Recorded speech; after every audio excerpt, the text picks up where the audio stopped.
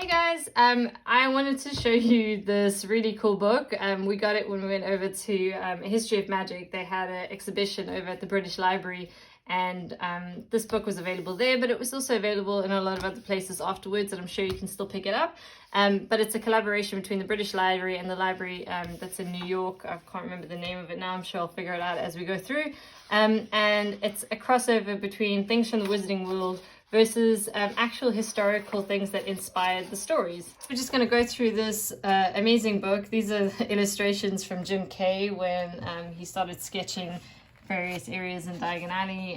And when you're at the display, it had a really long one of these pictures. It really was quite epic as a panoramic of how he sketched it out. But let's just take a squiz through. So we've got some historical things that come from various places and times. Sometimes it's about herbology and real herbs. And JK, when she did a lot of her research, obviously was using some historical facts to build up her story. This is Jim Kay Dumbledore, and it is one of my favorites. He's eating sherbet lemons, he's got moonflowers, he's doing knitting, and he's got a little blood of vial, which is supposed to be the dragon's blood that he has.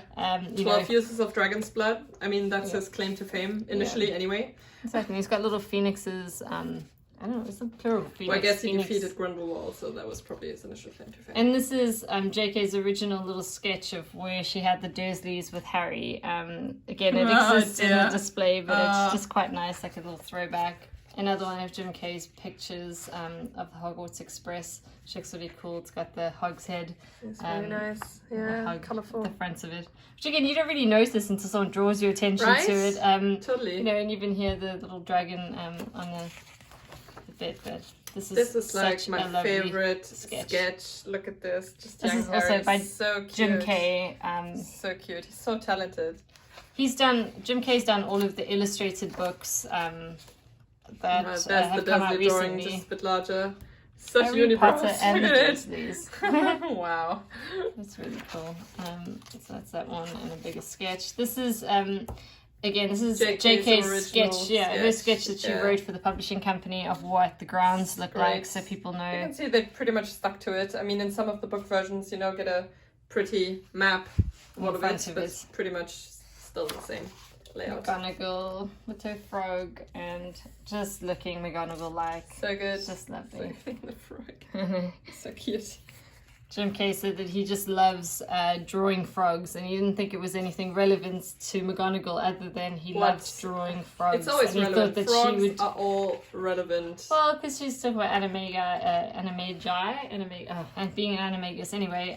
So he didn't think it was so far. Oh, that looks like a great book. So this is the special edition of Tales of Beedle the Bard that came out. There's only a limited amount of them that came out, and there were some hand-drawn sort of sketches by JK in the front of them. If you ever get them, they're really expensive, but there are a couple of them running around in the world, but beautiful. And now we go into potions and alchemy. So you can see there's some real folklore stories in here. The information is really detailed. If you want to learn about magic, it's really cool. Exactly. He looks so friendly in this. Well, he's got his greasy hair, and he's also got a little niffler in a jar and some other things going on. But again, just wonderful. And these are real sketches from the British Library about alchemy and how people were creating experiments back in the day. This is a real cauldron, the Battersea cauldron they found at the bottom of the Thames. It's really massive. It's not doing it justice here, but just to show that cauldrons were used for whatever things were used. A lot of sketches and drafts. We've got this is a Bezel Stone, which is in case. So Bezel is exactly what it says in the story. It's regurgitated by a goat. So this is a real Bezel that the British Library got from the Science Museum.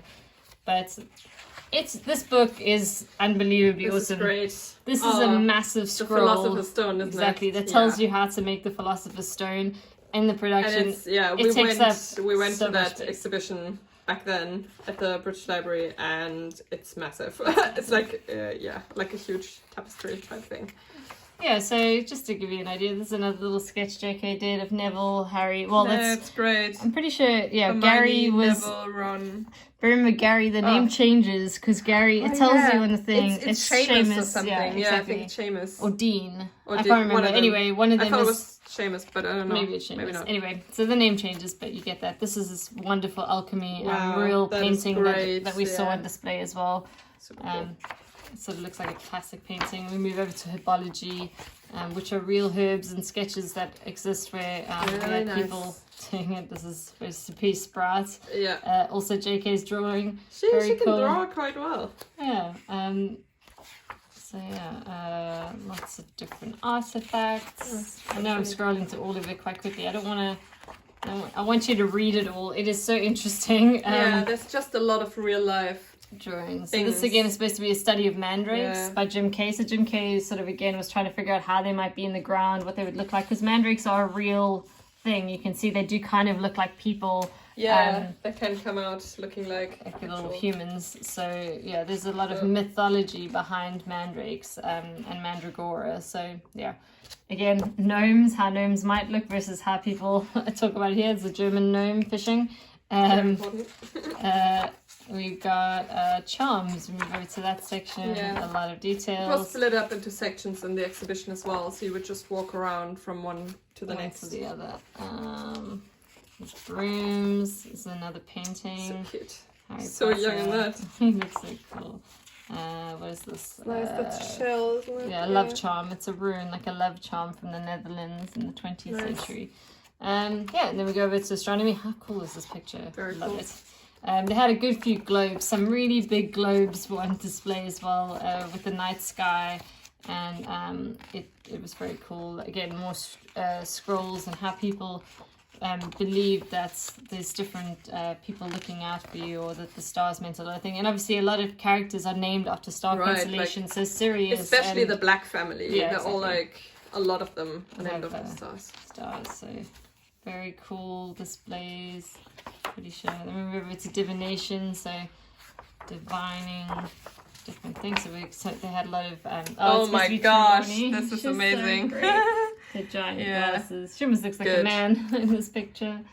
She's special. She's wonderful. Described as looking like an insect with all of her. Yeah, that's why these little things. Chains and exactly, and the big eyes behind the glasses. Just love it.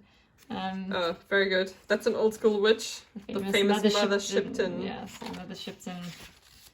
You've got all of the tarot cards and a lot of ways to predict your death normally. Yes, your future, but generally your death or how you're going to die. The sort of heart lines, hand lines, a lot of that was on display. How teacup reading works, what it might mean. Again, here you go. Where's the Grim? Very good. You will attend a wedding. You will attend a wedding. You'll make a good bargain. It's cool. Really funny. Okay, so we move over to Defense Against the Dark Arts. This picture was wonderful. It was a big painting. And that little picture doesn't do it justice. It is beautiful to see. Again, Professor Remus, Lupin here by Jim Kay. It's just a nice look. He's not very scarred in this. No. Maybe other side of the face. Some wands, so a serpentine wand and a serpent staff. So lots to do with the dark arts and what serpents and dragons were believed to mean and do. And I'm just going to scroll through more and more and more. Another cauldron. There we go. Gosh, it's so nice. Super cool. Yeah. The Museum of Witchcraft and Magic in Boscastle. An exploded cauldron. Oh, that's from this side. So that's John Williams' house. The magic circle is what that's called. Care of magical creatures. So all the mythology again. Look how beautiful these owls are. Yeah, you've got Hagrid. Look, he's walking. So he's hitting the ceiling. To fetch Harry. It's so cool. Lots of pages with script changes. Nearly hid this neck. Oh, nice. It looks like a pirate. It reminds me of Captain Jack. Yeah, and then you've got Poltergeist, Peeves, the Poltergeist. Nice. Controls, a lot of script changes. That's like actual life size. Look at this. Yeah. That's like the actual handwriting. Yeah, so that's the early draft of the Deathly Hallows, that one was. These dragon eggs by Jim Kay. Cool. Oh my gosh, they're so beautiful. What else we got? More creatures, acromantulas. Oh, look at the hippogriff inside Hagrid's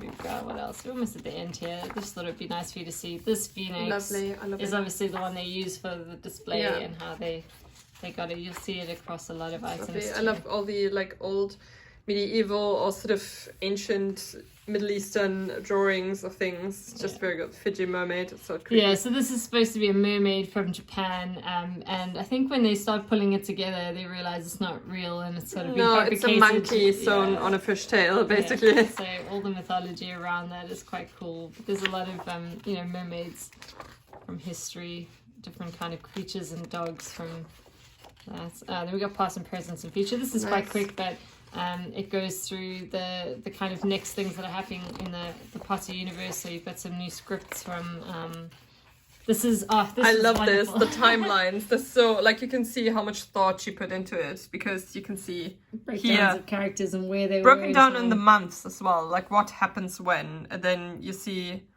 the title of the book, or what is it?